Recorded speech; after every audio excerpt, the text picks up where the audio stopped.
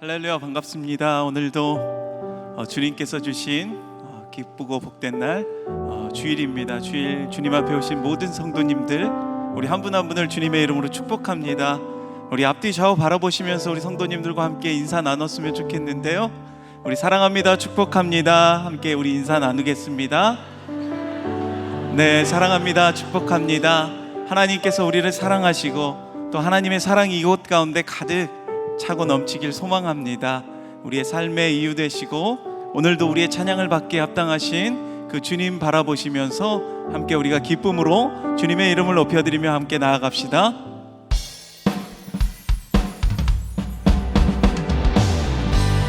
우리 함께 박수치며 주님을 찬양합시다.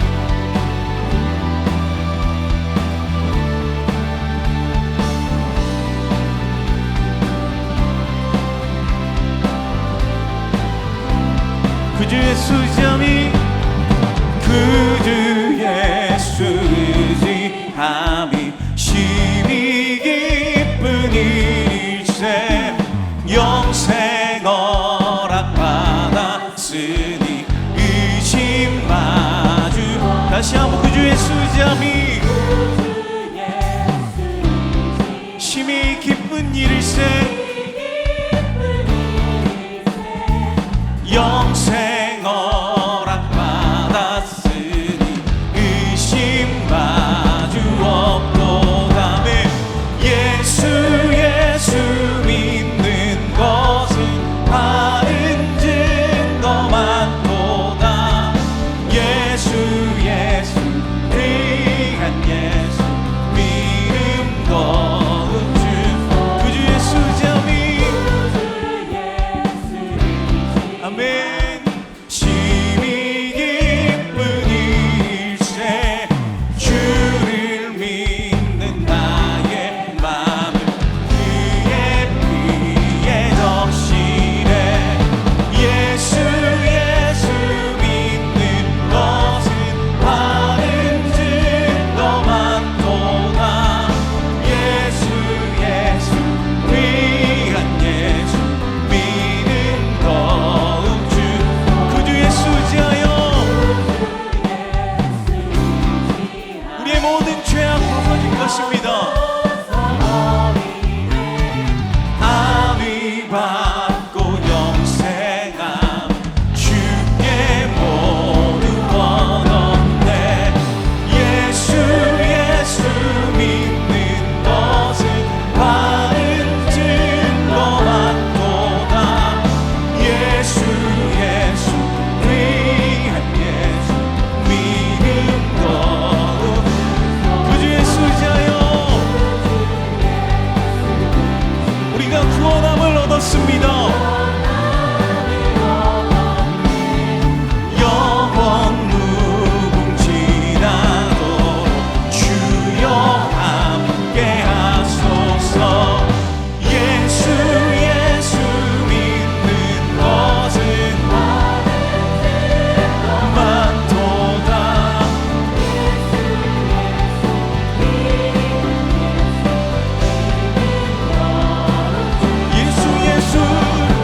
예수 믿는 바른 증거 많도다. 귀한 예수 믿는 것 한 번 더. 예수 믿는 것은 바른 증거 많도다. 예수 귀한 예수 믿는 것 주소서. 할렐루야. 우리 소망 되신 주님께 감사와 경배의 박수 드립니다. 아멘.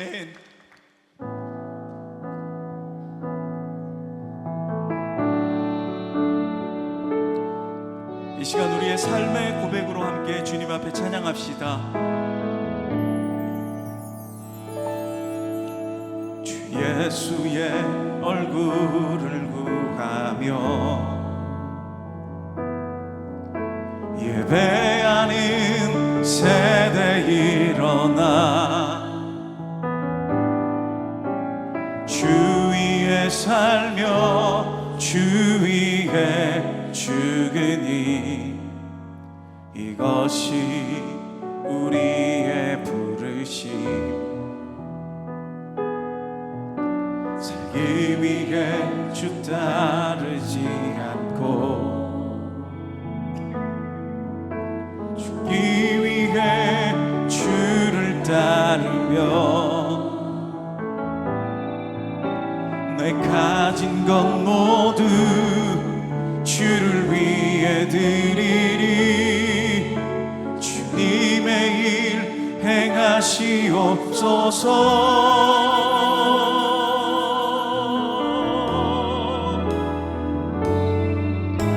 다시 한번 부흥을 주소서. 주의 나라가 이 땅에 다시 세워지는 그 영광을 우리 보게 하소서. 주 예수의 영광을. 아멘. 우리 다시 한번 주 예수의 얼굴을 구하며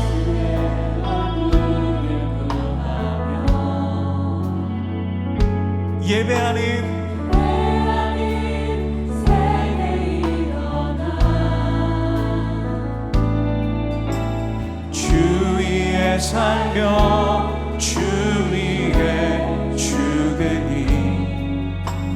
이것이 우리의 부르심.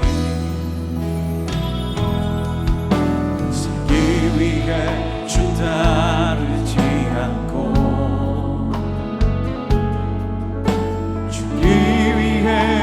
주를 따르며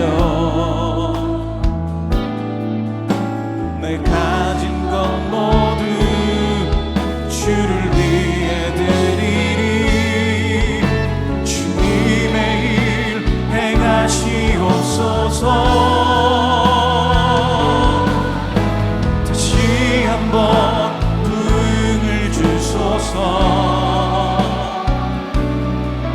주의 나라가 이 땅에 다시 세워지는 그 영광을 우리 보게 하소서.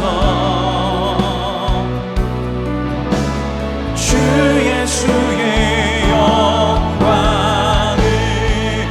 다시 한번 부흥을 주소서.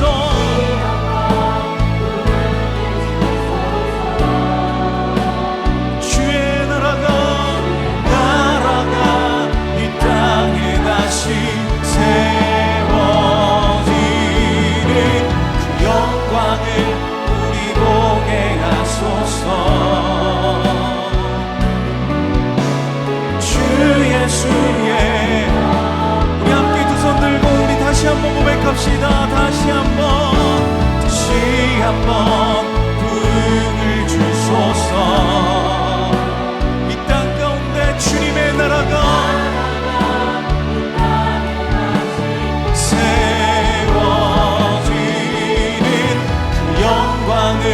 우리 보게 하소서. 주 예수의 영광. 주의 영광 이곳에. 주의 영광 이곳에 가득해. 우린 성의 주님과 함께 찬양하여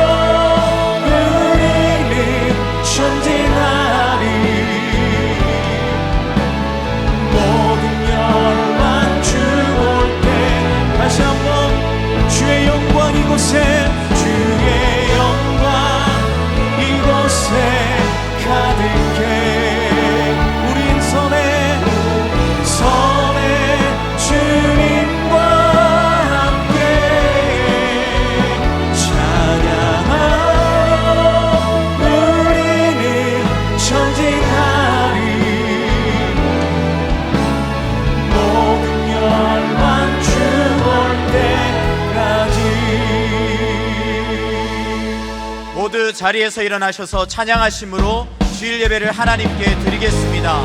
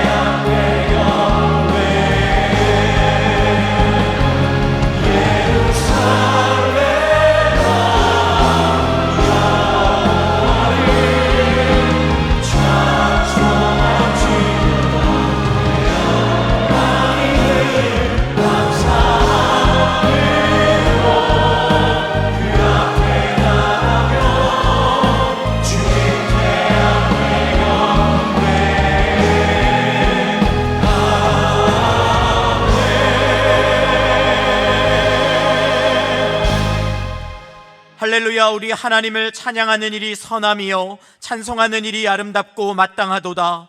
여호와께서 예루살렘을 세우시며 이스라엘에 흩어진 자들을 모으시며 상심한 자들을 고치시며 그들의 상처를 싸매시는도다. 예루살렘아 여호와를 찬송할지어다. 시온아 내 하나님을 찬양할지어다. 아멘. 사랑하는 성도 여러분, 하나님이 기뻐하시는 예배는 상한 마음과 통회하는 심령이라고 하셨습니다. 이 시간 성령께서 깨닫게 하시는 잘못들을 가지고 진실한 마음으로 각자 입을 열어 참회하는 기도를 드리겠습니다.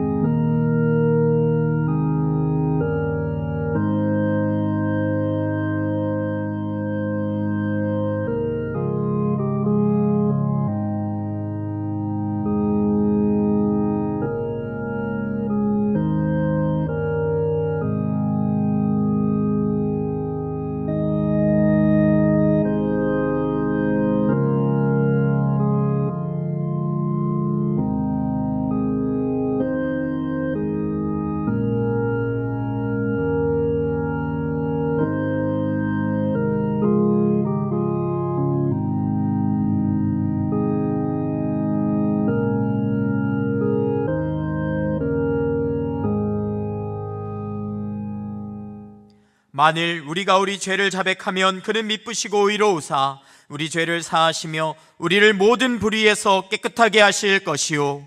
사랑의 주님, 이 놀라운 용서의 은총을 허락하신 것을 감사합니다.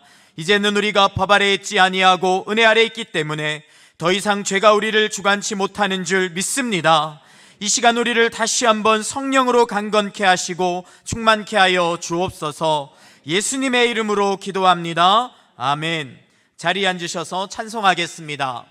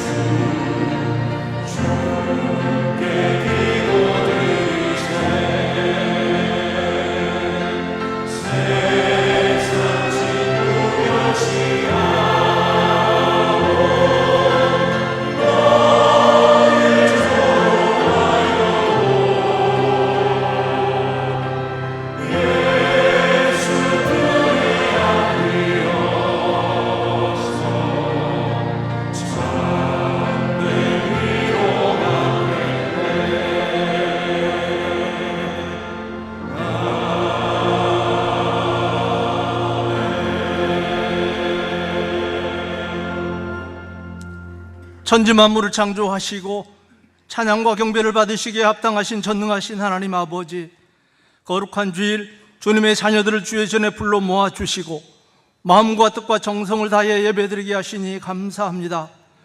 이 예배를 기뻐 받아주시고 구원의 감격과 은혜가 가득한 예배되게 하여 주시옵소서. 이곳에 더 사랑의 교회를 주님의 핏값으로 세우시고 가르치고 치유하고 전파하는 예수님의 3대 사명을 잘 감당케 하시니 감사합니다. 이노 목사님을 중심으로 온 성도가 예수님의 마음을 품고 주신 사명 감당하는 데 부족함 없도록 성령님께서 모든 사역을 인도하여 주시옵소서. 이음센터를 통해 다음 세대가 준비되게 하시니 감사합니다.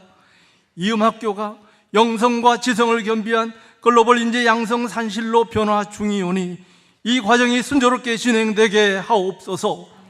이노 목사님을 단위에 세우시사 하나님의 말씀을 대언케 하시니 감사합니다. 성령의 두루마기를 덧입혀 주시사 강하고 담대함으로 말씀 선포케 하시고 말씀 속에서 온 성도가 하나님을 경험하도록 인도하여 주시옵소서. 하나님이 창조하신 아름다운 자연, 겨우내 움츠렸던 자연이 봄비와 함께 새싹이 돋고 꽃이 피는 생명의 신비로움을 맛보게 하시니 감사합니다. 저희도 봄 특세와 순장반개강, 고난과 부활주의를 보내며 26년을 힘차게 사역을 시작하려고 합니다. 나약하고 겁쟁이들이었던 제자들이 성령을 받음으로 죽음을 두려워하지 않는 강한 믿음의 군사들로 거듭났듯이 저희들 또한 성령 충만함으로 주어진 사역을 힘있게 감당하기 원합니다. 나의 힘과 능력이 아닌 오직 성령의 능력으로 감당하게 하옵소서. 오늘 안성수양관에서 있을 기도 폭풍 집회에도 주님께서 함께 하시사 입술을 크게 열어 부르짖을 때 저희들의 미세한 음성까지 듣고 기억하시사 모두가 하나님을 만나는 귀한 시간 되게 하옵소서. 하나님이 인간을 창조하시고 참 보시기에 좋았다고 하셨는데 지금 이 지구상은 전쟁과 기근, 가난과 고통으로 가득 찬 마치 말세를 보고 있는 듯 합니다. 양보와 배려, 나눔과 도움을 통해 하루속히 평화가 회복되고 모두가 웃을 수 있는 세상 되게 하옵소서.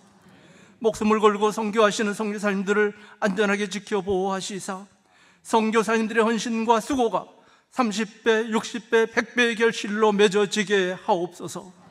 질병과 환난, 경제적 고통, 그리고 누구에게도 말 못하고 눈물로 하나님 앞에 엎드린 주님의 자녀들 한 분 한 분 주님의 따뜻한 손으로 만져주시고 위로하여 주시고 치유하여 주시사 다시금 회복되고 새 힘 얻어 한 주간도 승리하며 나아가는 모든 성도들 다 되도록 인도하여 주시옵소서.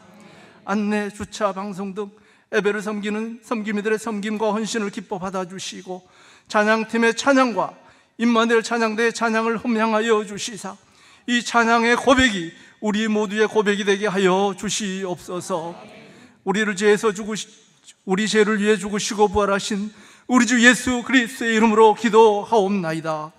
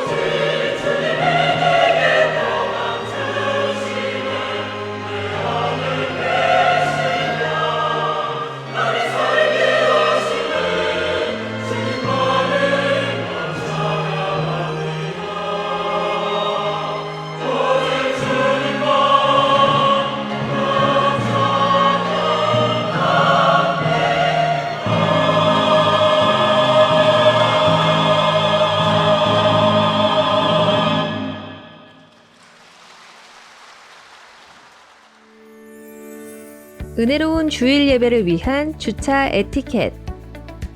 주일에는 교회 근처 32단지와 주택단지의 주차를 삼가주시고 본당과 지정 주차장에 주차해주세요. 주차는 지정된 구역 안에 바르게 주차해주세요. 본당에서는 반드시 우회전으로 출차해주시기 바라며 무단횡단은 삼가주세요. 본당 주차장은 원활한 주차를 위해 3시간 이내 출차를 원칙으로 합니다. 3시간 이상 장시간 주차가 필요하신 분은 지정 주차장을 이용해 주시기 바랍니다. 지정 주차장을 이용하실 때는 깨끗하게 이용해 주시길 바라며 원익캐슬은 지하 3층과 4층만 주차가 가능합니다. 주일 주차 시 주차 섬기미들의 현장 안내를 잘 따라주세요. 가급적 대중교통과 카풀, 셔틀을 이용해 주세요. 주일 주차 에티켓, 우리 모두 함께해요.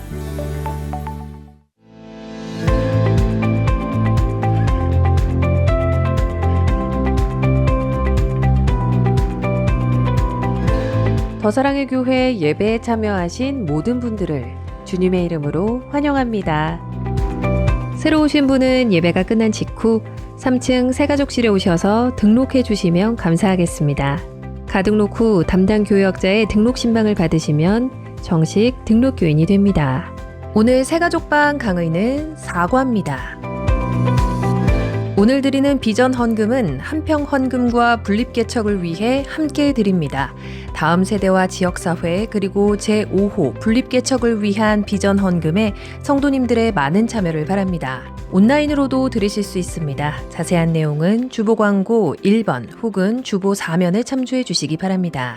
전교인 기도폭풍 집회가 오늘 오후 4시 사랑의 교회 안성수양관에서 있으며 교회에서 3시에 버스가 출발합니다. 강사로는 남군산교회 이신사 목사님께서 말씀을 전해주십니다. 2026년 상반기 유아 및 어린이 세례식이 5월 3일 주일 창립 23주년 기념 예배 시에 진행됩니다. 2부와 3부 예배에는 유아 세례식이, 4부에는 어린이 세례식이 진행되며 신청 마감은 유아 세례는 다음 주일까지, 어린이 세례는 금주 수요일까지입니다. 자세한 내용은 주보 6면을 참조해 주시기 바랍니다. 문화 예술을 통해 지역사회와 소통하는 쇼미더 콘서트 시즌3 참가 신청을 받습니다. 신청 마감은 4월 30일까지입니다. 성도 및 지역사회 이웃분들의 많은 참여를 바랍니다. 이기홍 집사, 고재옥 집사의 장남 이건학 형제의 결혼식이 금주 토요일 오후 6시 30분 W스퀘어 컨벤션 판교에서 있습니다. 강준호 집사, 김희영 권사의 장남 강정우 형제의 결혼식이 금주 토요일 오후 2시 W스퀘어 컨벤션 판교에서 있습니다. 이청년부 이주헌 형제와 이청년부 조은채 자매의 결혼식이 금주 토요일 오후 6시 30분 노블발렌티 대치점에서 있습니다. 성남노회 정기회, 섬김이 모집, 교우동정은 주보를 참조해 주시기 바랍니다.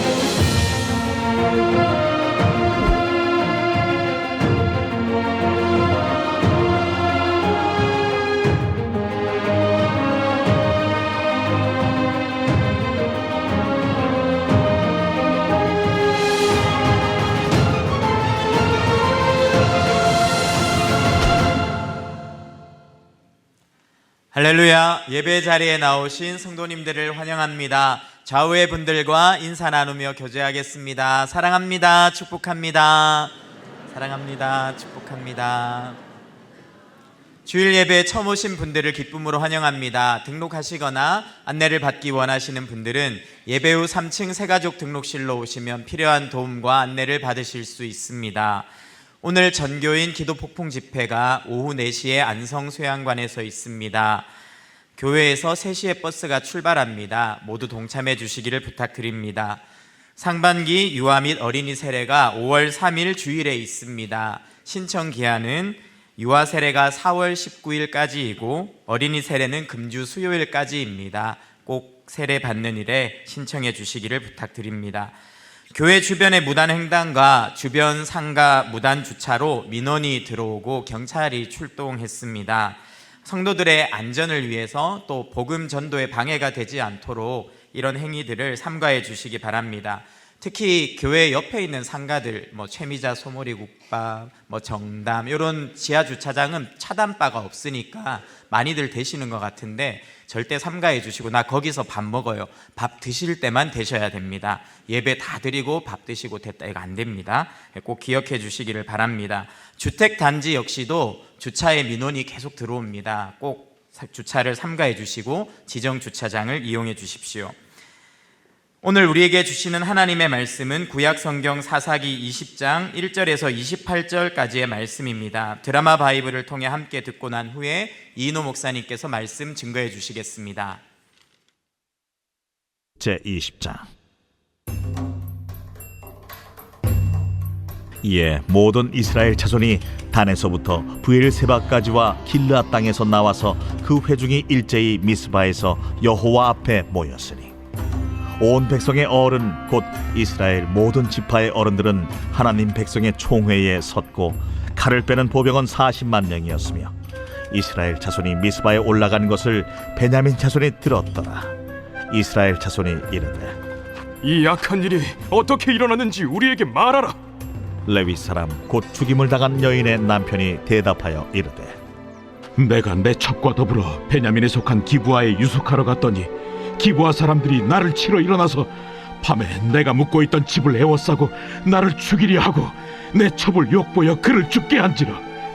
내가 내 첩의 시체를 거두어 쪼개서 이스라엘 기업의 온 땅에 보냈나니 이는 그들이 이스라엘 중에서 음행과 망령된 일을 행하였기 때문이라. 이스라엘 자손들아, 너희가 다 여기 있은즉 너희의 의견과 방책을 낼지니라. 모든 백성이 일제히 일어나 이르되 우리가 한 사람도 자기 장막으로 돌아가지 말며 한 사람도 자기 집으로 들어가지 말고 우리가 이제 기브아 사람에게 이렇게 행하리니 곧 제비를 뽑아서 그들을 치되 우리가 이스라엘 모든 지파 중에서 100명에 10명, 1000명에 100명, 10,000명에 1000명을 뽑아 그 백성을 위하여 양식을 준비하고 그들에게 베냐민의 기브아에 가서 그 무리가 이스라엘 중에서 망령된 일을 행한 대로 징계하게 하리라. 이와 같이 이스라엘 모든 사람이 하나같이 합심하여 그 성읍을 치려고 모였더라. 이스라엘 지파들이 베냐민 온 지파의 사람들을 보내어 두루 다니며 이르기를 너희 중에서 생긴 이 악행이 어찌 됨이냐? 그런즉 이제 기브아 사람들 곧 그 불량배들을 우리에게 넘겨주어서 우리가 그들을 죽여 이스라엘 중에서 악을 제거하여 버리게 하라. 베냐민 자손이 그들의 형제 이스라엘 자손의 말을 듣지 아니하고 도리어 성읍들로부터 기브아에 모이고 나가서 이스라엘 자손과 싸우고자 하니라. 그때에 그 성읍들로부터 나온 베냐민 자손의 수는 칼을 빼는 자가 모두 26,000명이요 그 외에 기브아 주민 중 택한 자가 700명인데 이 모든 백성 중에서 택한 700명은 다 왼손잡이라 물매로 돌을 던지면 조금도 틀림이 없는 자들이더라. 베냐민 자손 외에 이스라엘 사람으로서 칼을 빼는 자의 수는 40만 명이니 다 전사라. 이스라엘 자손이 일어나 베델에 올라가서 하나님께 여쭈어 이르되 우리 중에 누가 먼저 올라가서 베냐민 자손과 싸우리이까? 하니 여호와께서 말씀하시되 유다가 먼저 갈지니라 하시니라. 이스라엘 자손이 아침에 일어나 기브아를 대하여 진을 치니라. 이스라엘 사람이 나가 베냐민과 싸우려고 처녀를 갖추고 기브아에서 그들과 싸우고자 하매 베냐민 자손이 기브아에서 나와서 당일에 이스라엘 사람 22,000명을 땅에 엎드러뜨렸으나 이스라엘 사람들이 스스로 용기를 내어 첫날 처녀를 갖추었던 곳에서 다시 처녀를 갖추니라. 이스라엘 자손이 올라가 여호와 앞에서 저물도록 울며 여호와께 여쭈어 이르되 내가 다시 나아가서 내 형제 베냐민 자손과 싸우리이까? 여호와께서 말씀하시되 올라가서 치라. 그 이튿날에 이스라엘 자손이 베냐민 자손을 치러 나아가매 베냐민도 그 이튿날에 기브아에서 그들을 치러 나와서 다시 이스라엘 자손 18,000명을 땅에 엎드러뜨렸으니 다 칼을 빼는 자였더라. 이에 온 이스라엘 자손 모든 백성이 올라가 베델에 이르러 울며 거기서 여호와 앞에 앉아서 그날이 저물도록 금식하고 번제와 화목제를 여호와 앞에 드리고 이스라엘 자손이 여호와께 물으니라. 그때에는 하나님의 언약궤가 거기 있고 아론의 손자인 엘르아살의 아들 비느하스가 그 앞에 모시고 섰더라. 이스라엘 자손들이 여쭈기를 우리가 다시 나아가 내 형제 베냐민 자손과 싸우리이까 말리이까. 여호와께서 이르시되 올라가라. 내일은 내가 그를 내 손에 넘겨주리라 하시는지라. 아멘. 1974년 이탈리아 나폴리에서 예술가 마리나 아브라모비치가 아주 충격적인 예술 퍼포먼스 하나를 열었습니다. 미술관 테이블 위에 장미꽃, 향수, 빵부터 시작해서 가위, 면도칼, 채찍, 그리고 심지어 총알이 한 발 장전된 권총까지 72개의 물건을 올려두었습니다. 그리고 관람객들에게 앞으로 6시간 동안 저는 움직이지 않는 사물입니다. 여러분은 저 물건들을 이용해 제게 무엇이든 할 수 있고 여기서 일어난 모든 책임은 제가 집니다.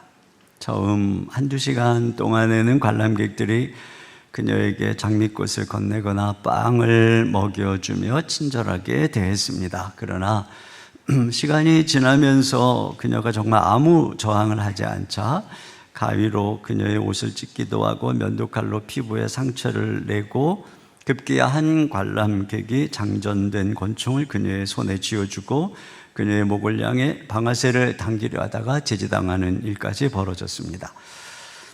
이러한 퍼포먼스가 우리에게 고발하는 진실이 무엇일까요? 책임질 일이 없을 때 여성에 대한 폭력성, 인간 본성의 파괴적인 부패성이 어떻게 속히 드러나는가 하는 것을 보여줍니다. 오늘 성경을 통해서 우리가 먼저 살펴볼 것은 이러한 인간의 부패성이 남의 이야기가 아니라는 것입니다. 오늘 본문 이전에 19장이 그 싸움의 배경이 되는데 거기 또 한 레위인이 등장하는데 그 레위인이 첩을 두었다고 말하고 있습니다. 그런데 문제가 생겼습니다. 19장 2절을 같이 보겠습니다. 시작. 그 첩이 행음하고 남편을 떠나 유다 베들레헴 그의 아버지의 집에 돌아가서 거기서 넉 달 동안을 지내매. 네, 그 첩이 원문상의 행음으로 번역할 수도 있고 또 다투어서 화가 나서 간 수도 있는 상황인데요. 어쨌든 첩이 친정에 가서 몇 개월 동안 안 오니까 레위인이 데리러 갔다가 돌아오는 길에 문제가 생깁니다. 지도를 한번 보시면은 이 레위인은 에브라임 산지에 살고 있는데 첩은 저 밑에 베들레헴으로 갔죠. 그녀를 데리고 올라가는 길에 여부스, 여기 예루살렘의 옛 이름입니다. 아직 이방 가나안 거주민이 살고 있으니까 베냐민 땅에 있는 기브아로 가자. 거기가 더 안전할 것이다. 자, 그렇게 올라간 거예요. 그런데 보면 그 성읍에서 아무도 이들을 밤늦었는데 영접을 하지 않고 오히려 한 노인이 영접을 합니다. 그런데 그 밤에 성읍의 불량배들이 찾아와서 노인의 집에 유숙하는 레위인을 내놓으라는 거예요. 이유가 뭘까요? 22절 보겠습니다. 시작. 그 성읍의 불량배들이 그 집을 내어싸고 문을 두들기며 집 주인 노인에게 말하여 이르되 내 집에 들어온 사람을 끌어내라. 우리가 그와 관계하리라 하니. 네, 우리가 그와 관계하겠다는 것은 레위인을 성폭행하겠다는 것입니다. 자, 그러니까 동성애의 죄악은 물론 하나님께 구별된 레위인을 성폭행하겠다는 것은 하나님 앞에서의 아주 중대한 죄악입니다. 그런데 막무가내로 내놓으라고 하니까 결국 첩을 내보내고 첩이 그 밤에 유린당하고 죽게 됩니다. 이건 창세기의 소돔성을 연상하게 하는 장면이죠. 지금 성경은 기브아의 영적인 상태가 이 소돔과 같다는 것입니다. 이스라엘이 저지를 거라고 상상할 수도 없는 죄악이 일어난 것이죠. 자, 그런데 뒤에 가면 이 시기가 언제라고 하는 거죠? 27절 하반절을 보겠습니다. 시작. 그때에는 하나님의 언약궤가 거기 있고 아론의 손자인 엘르아살의 아들 비느하스가 그 앞에 모시고 섰더라. 네, 비느하스는 우리가 아는 것처럼 이전 세대에 알잖아요. 그 창을 찔러가지고 하나님의 진노를 멈추게 했던 열정의 제사장입니다. 그러니까 지금 시기상으로 사사시대 초기예요. 마지막 부분에 위치하고 있지만 연대상으로는 지금 초기에 일어난 일을 뒤에다 배치한 것이죠. 굉장히 빨리 타락했고 가나안화 됐다는 것은 이 인간의 타락한 본성을 보여주는 것입니다. 한여름에 땅을 내버려 두면 잡초가 무성하듯이 아담의 타락 이후에 영혼의 기울기가 죄를 향해 기울어 있습니다. 우리는 죄의 중력 아래에 있어서 하나님의 은혜라는 강력한 힘이 우리를 위로 끌어주지 않으면 그냥 가만히 있어도 죄의 타락의 밑바닥으로 추락하게 되는 것이 인간인 것이죠. 그런데 죄의 깊이만이 아니라 넓이를 보여주는데요. 자, 이 일을 당한 레위인이 첩에 시신을 12토막을 내서 12지파에 보냅니다. 그러자 이 지파에서 이 무슨 끔찍한 일이냐 하고 미스바에 다 모이게 된 것이에요. 그래서 그 진상을 들은 이스라엘이 자, 베냐민 지파의 사람을 보내서 자, 그 기브아의 불량배들을 넘겨라. 그를 죽여서 악을 제거하겠다. 그러는데 베냐민이 지파가 그 말을 안 들어요. 여러분, 그들이 기브아의 불량배들을 두둔해서 내보내지 않는다는 것은 이런 부패함이 기브아의 문제만이 아니라는 것입니다. 그러니까 베냐민 지파 전체의 문제라는 것이죠. 그리고 그들에게는 하나님의 말씀, 진리, 선보다 우리가 중요한 거예요. 지파, 지역, 혈통이 선보다 정의보다 더 중요한 것이죠.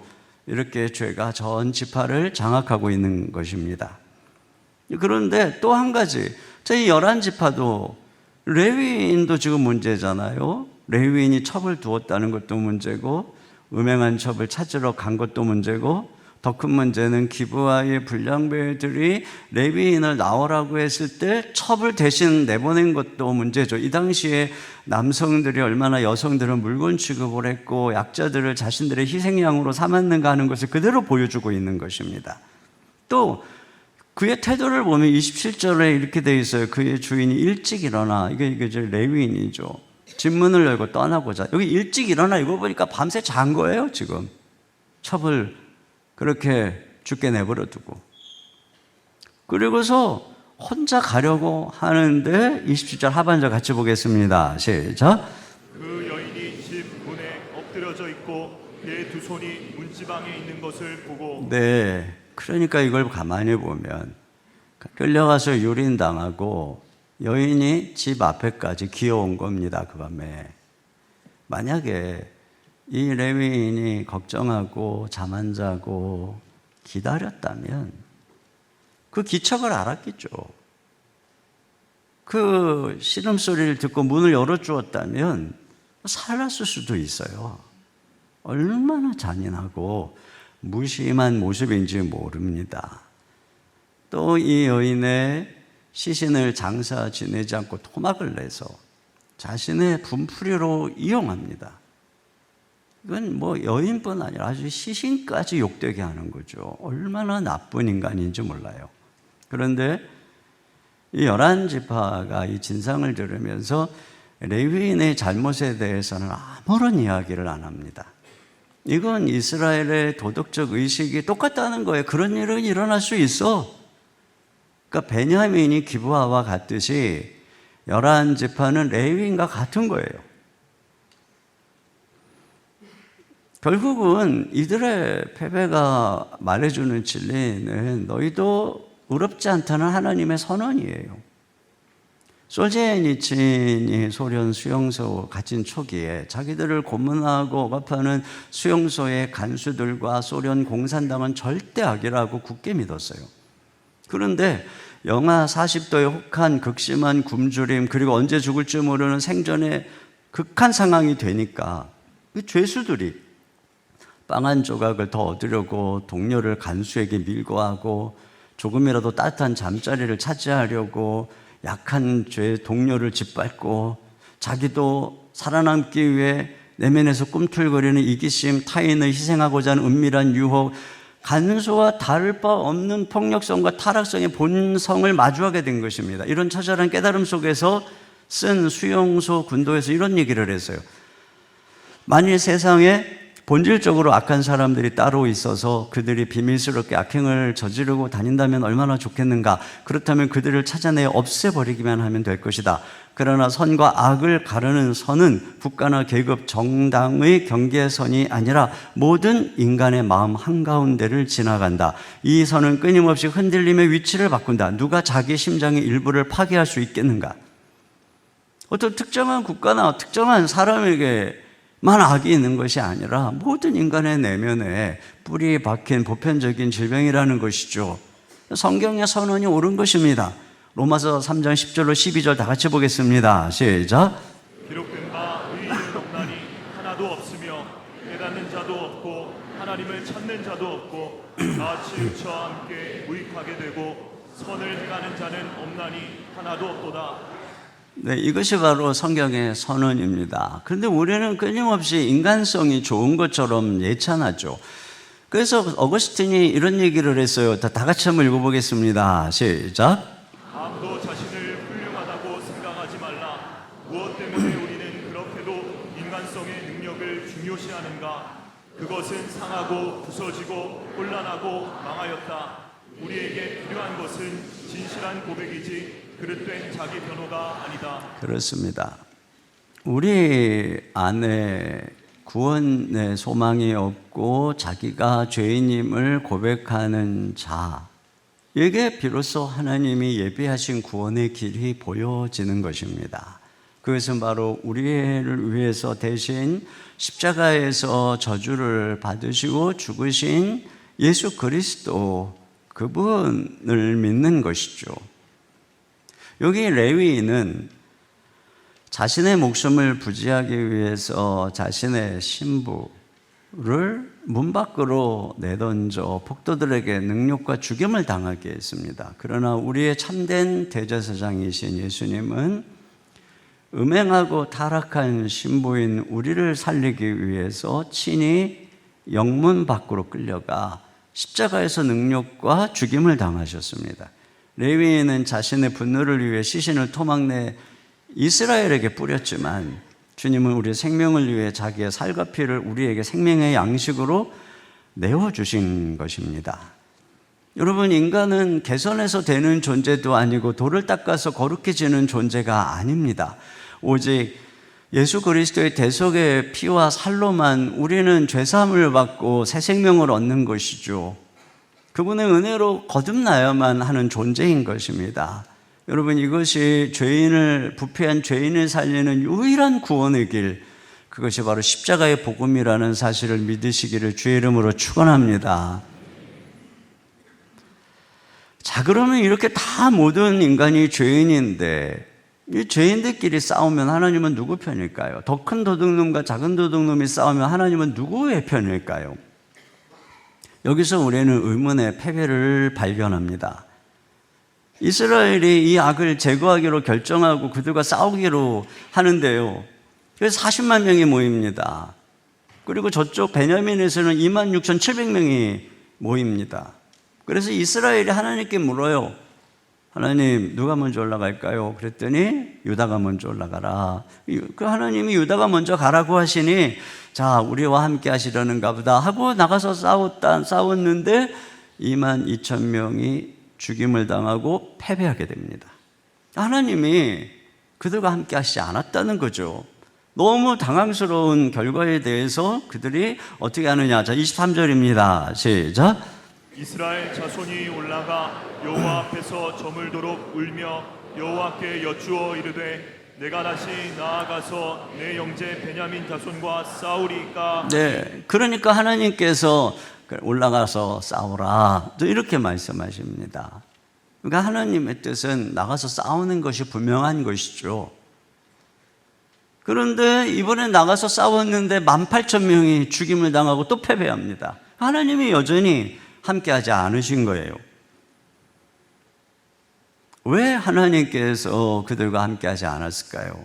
여러분, 하나님은 거룩하신 분이기 때문에 그 하나님의 기준은 우리가 누구보다 덜 죄인이다 라고 하는 것이 아니라 우리가 하나님 앞에 거룩한가 아닌가, 이게 기준입니다. 그러니까 하나님의 기준은 상대평가가 아니라 절대평가인 것이에요. 그러니까 그 기준에서 볼 때 탈락입니다. 둘 다 탈락이에요.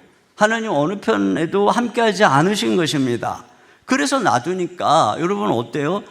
보통 더 악한 놈하고 적당히 악한 놈이 싸우면 항상 더 악한 놈이 이기는 겁니다. 베냐민이 이기는 거예요. 우리가 여기서 조심해야 되는 위험한 착각이 있어요. 첫째는 우리는 누군가의 죄가 크고 충격적이면 상대적으로 내 죄는 아무것도 아니야 이렇게 위안한다는 것입니다. 기브아의 죄가 너무나 크다 보니까 레위인의 죄는 아무렇지도 않게 보는 것이죠. 그들의 괴악한 동성애적 성폭력이 너무 크니까 레위인이 축첩을 하고 약자를 희생양 삼는 행위는 아무것도 아니게 생각하는 겁니다. 그러나 여러분, 남의 큰 죄가 하나님 앞에서 내 죄를 작게 만들어주는 것이 아닙니다. 또 한 가지는 극악한 죄에 대해서 의로운 분노를 품고 그 죄와 싸운다는 이유로 하나님이 나의 죄를 관대하게 허용할 거라는 착각입니다. 레위인이 거룩한 분노로 이스라엘에서 이런 죄를 그만둘 수 없다 이렇게 뻔뻔하게 이야기를 하잖아요. 그러나 여러분, 주님은 자신의 죄는 못 보고 남의 죄를 지적하고 흥분하는 바리새인들을 얼마나 책망했는지를 우리가 알아야 합니다. 하나님이 적당히 약한 우리 편 들어주시는 것이 아니라는 것이죠. 오히려 여기서 발견하는 것은 더 큰 악을 심판하기 전에 작은 악을 먼저 징계하시는 모습입니다. 여러분, 여기 레위인이 첩을 데리고 돌아오는 길에 경험한 사건을 한번 생각해 보세요. 이 레위인이 존중받아야 되는 그가 왜 이 동족에게 끔찍한 성폭행을 당할 뻔하고 그 첩이 이렇게 비참하게 유린당하고 죽게 되나요? 그 시작은 모두 거룩해야 되는 레위인의 육체적인 욕망에서 비롯된 것입니다. 첩을 드리고 음행으로 친정해간 그녀가 그리워서 또 찾아가고, 그리고 돌아오는 길에 성적으로 부패한 기브아의 불량배들을 만난 거예요. 거룩해야 될 레위인이 울타리를 넘어서 정욕의 길로 나서니까 거기서 진짜 정욕의 끝판왕을 만나서 이런 끔찍한 일을 당하는 것입니다. 우리는 여기서 이 지도자의 죄에 대해서 엄히 경책하시는 하나님의 섭리적 손길을 보게 되는 것이죠. 그런 면에서 11지파가 2번이나 패배하는 건 역시 하나님의 섭리적 허용의 손길입니다. 하나님 분명히 가라고 그랬어요. 유다가 먼저 올라가라, 또 가서 싸워라. 근데 패하잖아요. 도합 4만 명, 10분의 1이 죽임을 당합니다. 여러분, 10분의 1이 일을 취했다는 것은 상징적인 것입니다. 이것은 하나님의 전체를 취한 것의 의미인 것이죠. 너희가 다 부패했다는 것입니다. 하나님께서 분명히 나가서 싸워라 그랬다고 해서 우리의 잘못을 무조건 눈 감아주고 우리 편이 되는 게 아니라는 것이죠. 오히려 하나님의 거룩한 전쟁의 도구로 우리를 삼았기 때문에 우리가 거룩해야 된다는 것이에요. 그리고 하나님께서는 당신의 백성의 작은 죄를 큰 죄보다 더 먼저 보시고 그걸 먼저 다루시더라는 것입니다. 결국 이스라엘이 이 2번의 스라림 패배 속에서 회개하고 엎드립니다. 뒤에 가서 좀 더 자세히 살펴보겠습니다. 그제서야 하나님이 그들과 함께해서 베냐민을 치게 하십니다. 11지파는 2번의 패배를 통해 10분의 1이 죽임을 당했는데 베냐민 지파는 10분의 9.8이 죽임을 당합니다. 98%가 다 죽임을 당합니다. 모든 백성과 여성까지 어린아이까지 다 죽임을 당합니다. 하나님께서 기브아의 죄, 베냐민의 죄를 그냥 덮어두지 않고 심판하신 거예요. 이것이 하나님의 순서입니다. 하나님은 큰 악을 심판하시기 전에 작은 죄를 먼저 다루십니다. 여러분, 그래도 11지파는 기도하잖아요. 기도하는 이스라엘을 전혀 기도 안 하는 베냐민보다 먼저 다루십니다. 부부 중에서도요, 교회 나오는 부부를, 그리고 믿음 좋은 배우자를 먼저 다루십니다. 세상의 악을 심판하기 전에 당신의 백성의 죄를 먼저 징계하십니다. 왜 그럴까요? 아직 그들에게는 소망이 있기 때문이죠. 이런 순서를 우리가 이해한다면 우리의 싸움의 방식을 바꿔야 합니다. 그것은 나를 찌르는 가시와 싸우는 것이 아니라 그 가시가 하나님이 보낸 손길이라는 걸 깨닫고 빨리 가시를 보낸 목적을 깨닫는 것입니다. 나를 변화시키려고, 거룩해 하려고 그랬으니 내가 빨리 변화되는 게 순서라는 거예요. 예전에 한신교회 목사님이셨던 고 이중표 목사님이 일한대요. 교회에 자기를 너무 힘들게 하는 분이 있었습니다. 근데 이분이 참다 이번엔 내가 정말 강하게 나가서 그 인간을 고쳐놓겠다, 이렇게 결심을 하고 기도를 합니다. 근데 어느 날 주님이 물어보시더래요. 너 그 사람 꼭 바꿔야겠냐? 네, 제가 이번에 그 인간 성질머리를 반드시 고쳐놔야겠습니다. 그랬더니 주님이 하시는 말씀, 네가 못 바꾼다. 그 사람 바꾸려다가 네가 다친다. 나도 그 사람 못 바꿨다. 그래서 내가 죽었다. 이렇게 말씀하셨대요. 여러분, 못 이깁니다. 왜? 하나님이 보내신 거예요. 가시와 싸우면 나만 피투성이가 됩니다. 방법은 한 가지밖에 없어요. 내가 죽는 것입니다. 어떻게 우리가 죽을 수 있을까요? 그것은 나를 위해 죽으신 그리스도 안에서 내가 이미 못 박힌 존재이기 때문이에요. 여러분, 여기 앞서 11지파의 10분의 1이 죽은 것은 전체의 죽음의 상징이라 그랬죠. 전체가 부패했으니까. 죽임당한 4만 명은 전체에게 쏟아져야 될 진노를 대표로 받은 것입니다. 그런 면에서 예수 그리스도는 죄 아래 있는 인류를 대표하는 11조인 것이죠. 그래서 우리가 받아야 될 진노를 십자가에서 받으시고 죽은 것입니다. 그러므로 그분을 믿는 우리는 이미 예수님과 함께 십자가에 못 박혀 죽은 것입니다. 하나님께서 죽은 우리를 자꾸 가시를 통해서 찌르는 것은 우리의 죽은 옛자가 꿈틀거려서 그런 거예요. 그러므로 우리는 이미 못 박힌 우리의 자아를 날마다 또 못 박아야 되는 거죠. 우리의 정욕과 탐심을 못 박아야 되는 것입니다. 그렇게 내 의, 자존심, 혈기를 못 박는 것. 이게 하나님이 가시를 보낸 목적 달성이에요. 그렇게 하면 가시가 더 할 일이 없잖아요. 그러면 하나님이 그 가시를 제거해 주는 것입니다. 이게 순서예요. 종종 제 아내가 마더와이즈를 섬길 때 이런 질문을 하신대요. 아내들이 왜 우리만 바뀌어야 되나요? 남편들에게도 좀 마더와이즈 좀 해주세요. 근데 여러분, 믿음 좋은 아내가 먼저 바뀌는 게 하나님의 순서입니다.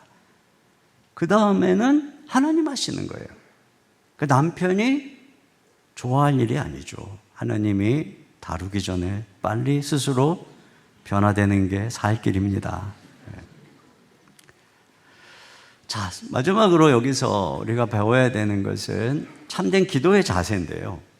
여러분, 이 전쟁의 승부가 가만히 보면은 이들의 기도의 변화에서 비롯됩니다. 이 기도가 어떻게 변하는가를 한번 보세요. 먼저 첫 번째 전투 앞에서 뭐라고 물었냐면 누가 먼저 올라가리까? 싸워야 될까요? 말아야 될까요? 라는 근본적 질문은 제끼고 전술적 순서만 물었어요.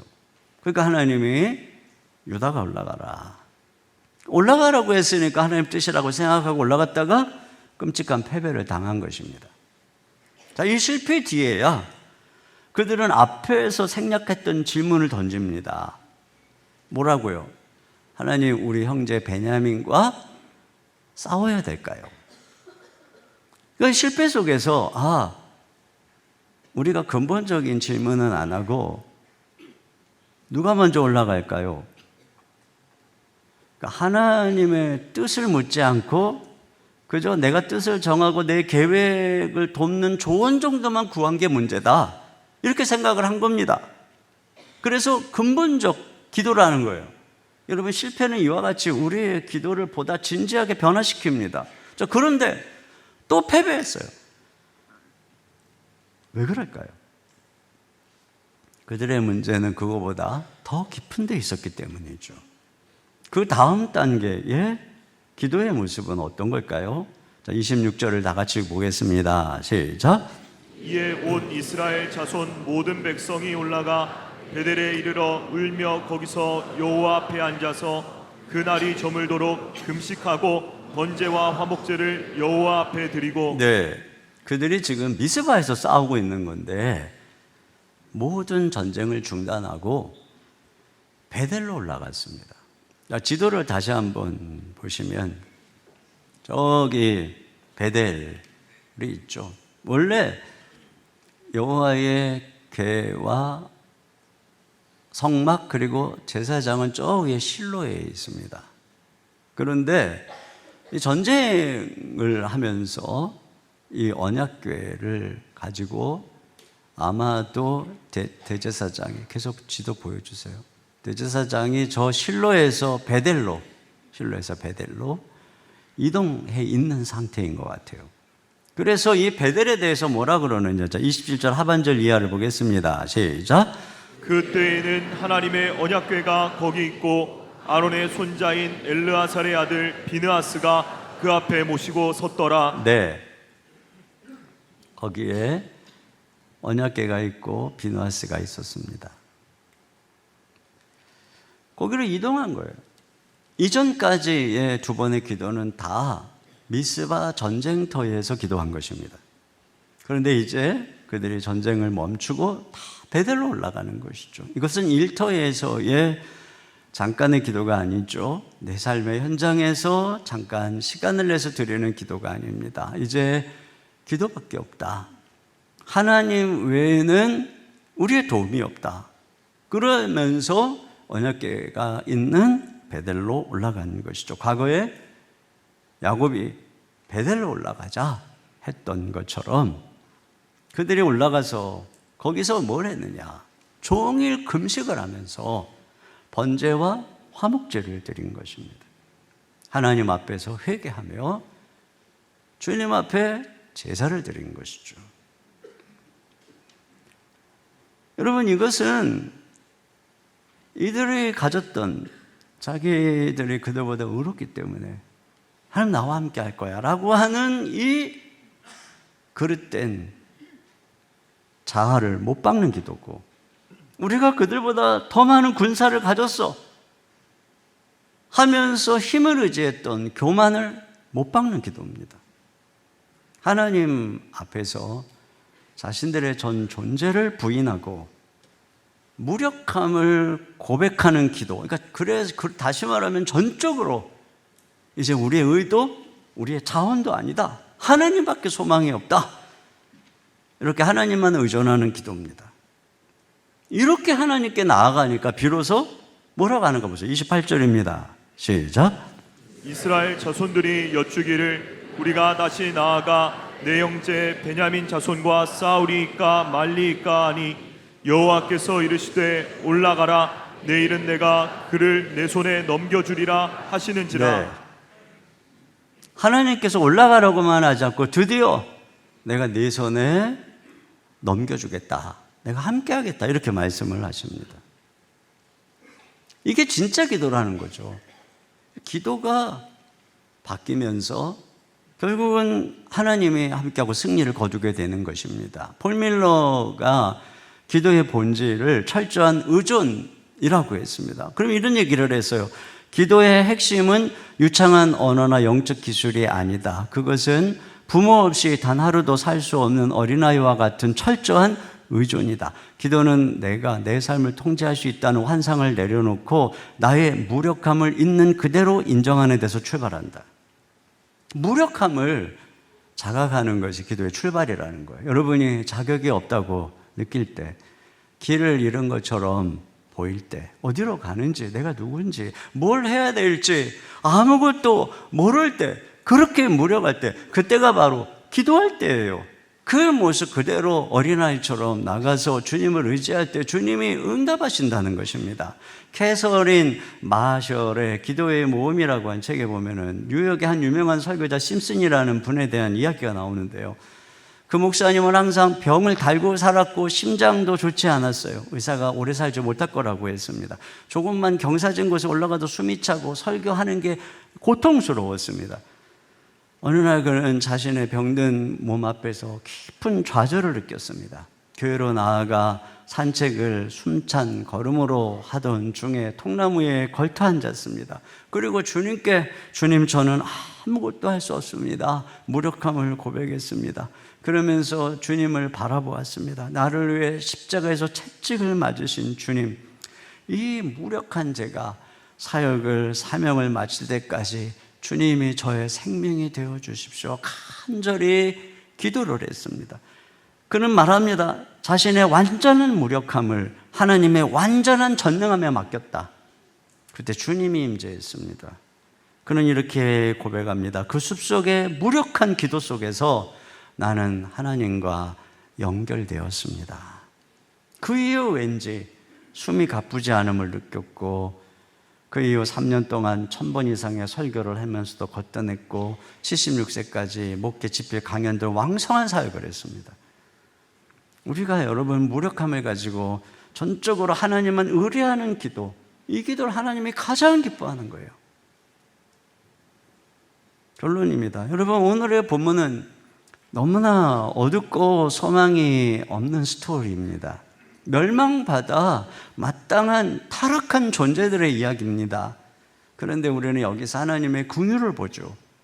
이스라엘의 10분의 1만 죽이고 그들을 사용하시는 은혜, 가나안 족속처럼 완전히 멸절되어야 되는데 98%만 멸하시고 2%를 남겨두신 은혜, 600명이라는 구루터기를 남겨두세요. 그들이 림몬바위 틈에 피해서 살아납니다. 47절 다 같이요. 시작. 베냐민 사람 600명이 돌이켜 광야로 도망하여 림몬 바위에 이르러 거기서 넉 달 동안을 지냈더라. 네, 이들이 살아서 훗날 베냐민 지파를 다시 재건합니다. 그들이 의로와서일까요? 림몬 바위에 피해서.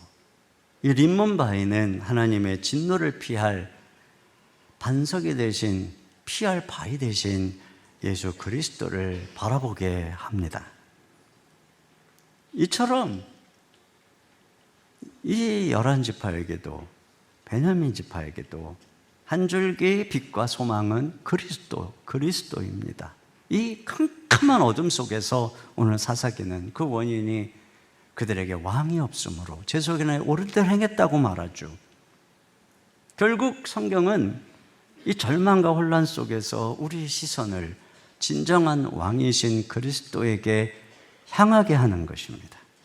우리의 어두움, 혼란, 무력함은 우리 삶에, 우리 가정에, 우리 시대에 왕이 없음을 보게 하는 것입니다. 그러나 우리가 그 왕이신 하나님에게로 돌아갈 때, 우리의 어둠과 무력함을 가지고 그분께 나아갈 때 거기에서만 소망이 있어요. 그 왕이 우리를 긍휼히 여겨 주시는 것입니다. 그러므로 여러분, 우리가 기도의 자리로 나아가야 합니다. 우리가 베델로 올라가야 합니다. 그럴 때예요, 지금이. 그런 은혜가, 그래서 하나님이 우리를 다시 고쳐주시고 긍휼을 베푸시는 은혜가 우리 모두에게 함께 하시길 주의 이름으로 축원합니다. 우리 자리에서 일어나셔서 우리 여호와께 돌아가자 이 찬양 드리도록 하겠습니다.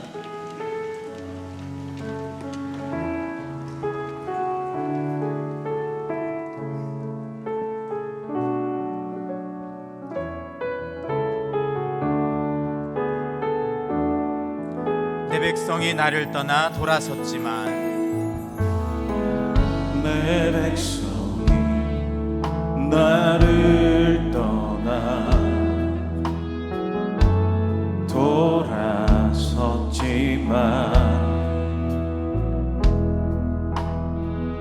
내 백성이 내 백성을 포기 못하니 내 모든 것 내어주고 나 그들을 얻으리라. 내 모든 것 내어주고 나 그들을 얻으리라. 여호와께 돌아가자. 우린 돌아서도 그는 변치 않네. 여호와께 돌아가자. 우린 넘어져도 그 사랑 영원하네. 사랑은 오래 참고 자신을 내어주네. 서로 사랑할래. 세상은 주보네. 사랑은 절대 지지 않네. 찬양하겠습니다. 여호와께 돌아가자. 여호와께 돌아가자. 우린 돌아서도 그는 변치 않네. 여호와께 돌아가자. 우린 넘어져도 그 사랑 영원하네. 여호와께 돌아가자. 우린 돌아서도 그는 변치 않네. 여호와께 돌아가자. 우린 넘어져도 그 사랑 영원하네.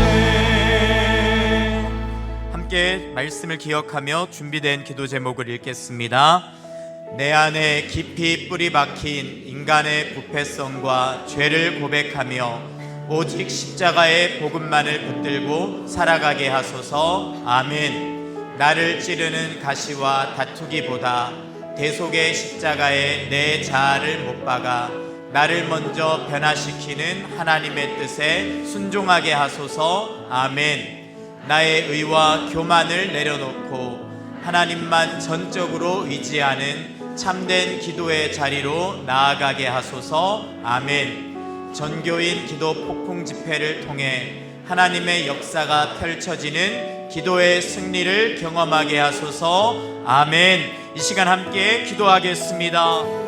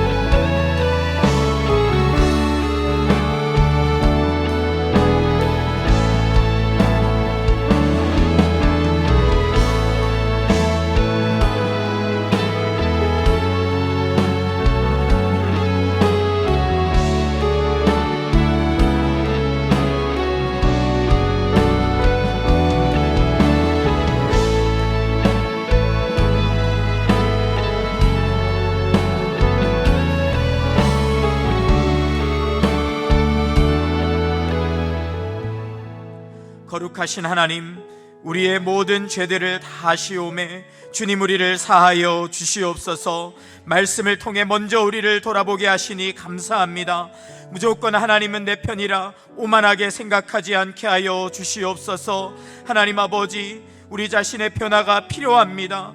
우리의 죄를 씻으시는 십자가의 사랑을 크게 경험하게 하사 죄에서 돌이키며 다시 거룩한 사명을 품고 주 앞에서 살아가게 하여 주시옵소서. 끝까지 포기하지 않아 주시니 감사합니다. 우리를 회복시키사 영광스러운 의의 도구로 살게 하여 주시옵소서. 사명 감당하게 하여 주시옵소서. 기도하며 주님만 의지하게 하여 주시옵소서. 금식하며 하나님 앞에 간절하게 부르짖는 기도의 영성이 회복되게 하여 주시옵소서. 특별히 오늘 천교인 기도 폭풍 집회를 통해 모든 성도가 힘써 기도하게 하사 응답받아 병든 이 시대, 고통과 정말 모든 문제가 가득한 이 시대를 치유하는 주의 백성으로 서게 하여 주시옵소서. 사랑의 주님, 한 주간 정성을 다해 준비한 예물을 주님 앞에 올려드립니다. 주님을 사랑하기에 기쁨으로 모든 것을 올려드리오니 기뻐받아 주시옵소서. 특별히 전쟁과 불경기로 어려운 시기를 지나고 있는 모든 성도들의 생업과 사업을 붙잡아 주시고 모든 막힌 문들을 열어주사 넘치도록 채워 주시옵소서. 학업 중에 있는 자녀들에게 지혜와 명철을 더하여 주시고 군복무 중에 있는 자녀들, 유학에 가 있는 모든 자녀들을 눈동자와 같이 지켜 보호하여 주시옵소서. 환우들을 이 시간 치료의 손길로 만지사 일으켜 주시옵소서. 여러가지 사정으로 온라인으로 예배드리는 모든 성도들의 가정 또한 주님 안아주시고 축복하여 주시옵소서. 생명을 다해 복음을 전하는 선교사님들의 모든 사역 가운데서도 기름 부으사 열방에 큰 부흥이 일어날 수 있도록 축복하여 주시옵소서. 예수님의 이름으로 기도하옵나이다. 아멘. 준비하신 헌금을 자리에 앉으셔서 하나님께 드리겠습니다.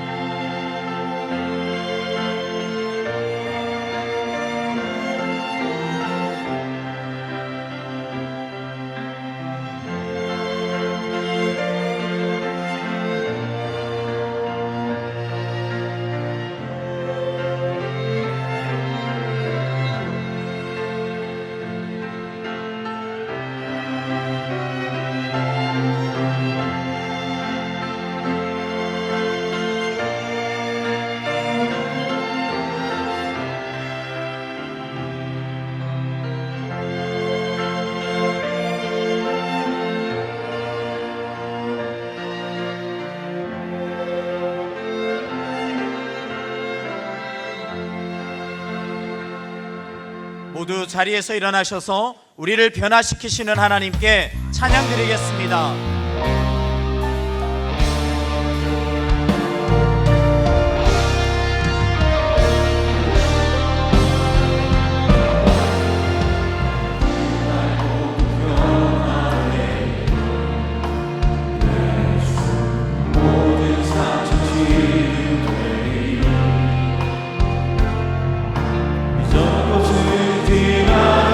지나가리라 그 날을